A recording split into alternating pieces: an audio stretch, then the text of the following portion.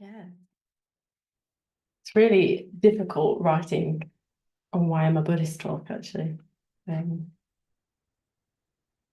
yeah. So I'll just say that. So I've been involved with this tradition, Triratna, for about 4 years. Um, and I started in Sheffield. So yeah, I've been here for a year in Cambridge. Um, but I've been kind of, yeah, I say calling myself a Buddhist for much longer than that. Um, Yeah, so yeah, okay. So in this talk, I'm gonna break it down into what brought me to Buddhism and then what's kind of made me stick around. So maybe a bit similar to what Chris was saying. Um, and I guess there's been a theme that's come out of it when I've been reflecting, and it's almost I guess it's best described as like longings. So um, I've narrowed it down to three, which is longing for truth, longing for context, and longing for community. So yeah, so when I started out, I was quite young. I was around 8 years old when I started meditating. And yeah, so I used to meditate with my older brother, and I guess I was drawn to it because yeah, sadly I'd experienced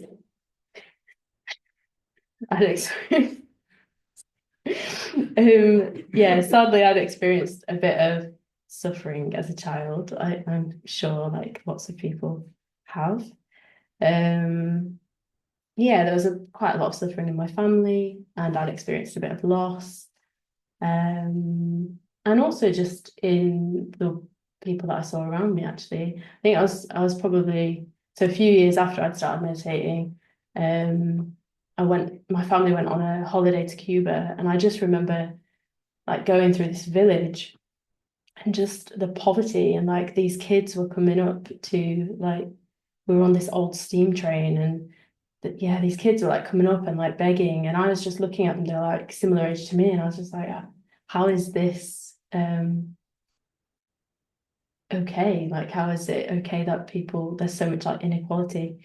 Um, so I think I was exposed to that, just like yeah, general suffering from a young age. And I just had this sense that it just don't know, there was more to the world or more to life or something like than everything that is kind of offered up to us as what we should be striving for. And I have a poem which was written by the founder of this tradition, Sangharakshita, and it kind of sums up how I felt or how I have felt for most of my life about these things. So it's called Above Me Broods. Above me broods a world of mysteries and magnitudes. I see, I hear, more than what strikes the eye or meets the ear. Within me sleep potencies deep, unfathomably deep, which when awake, the bonds of life, death, time, and space will break. Infinity above me, like the blue sky, do I see. Below in me lies the reflection of infinity. So that is kind of like I can't sum up this feeling of like there's something else, there's something bigger. So yeah, so that was kind of where my longing for truth started. Um, and then when I was meditating from yeah being quite young, I also kind of entered into this really deep meditative state, which I didn't realize what that was at the time. But I was just like, oh, that was incredible, like just blew my mind. Um, so I started researching what it might be, like trying to explain it. And that's when I first like came across Buddhism. So the meditations I'd been doing were just kind of not specifically Buddhist, but yeah. Um, and then I came across what I called the three lakshanas. So it's less complicated than it sounds, but basically that the world is like objectively it has suffering, that there's no fixed or separate self, and that there's always impermanence in everything. And I read those as like a 12-year-old or something, and I was just like, oh, I'm a Buddhist. Like, I was just like, what 12-year-old looks at that? But anyway, I was just like, oh yeah, this makes sense. So I joined a Thich Nhat Hanh group, meditation group in the town I'm from. And I was probably the youngest one back there by I don't know how many years. I was 14 and everyone was like probably in their 60s. But I was just like, I just want to learn. I want to know. This longing for truth was there. And also, this is where the longing for kind of context and community came in, because I was trying to talk to my friends at school and they were just like, what are you going on about? Like, they just thought I was weird, basically.